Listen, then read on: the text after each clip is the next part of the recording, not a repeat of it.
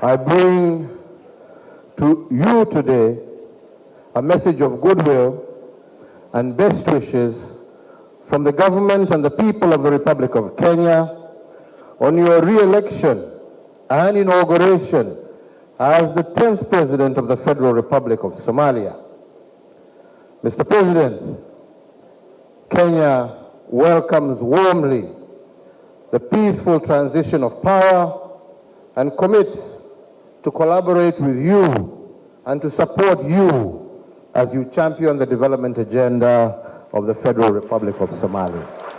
Kenya's desire is to further consolidate and forge closer relations between our two countries for good neighborliness and social economic cooperation, regional stability, which is in the best interests of our people. Indeed, Kenya recognizes that our own stability and economic well-being are dependent on the stability and economic well-being of Somalia and the region.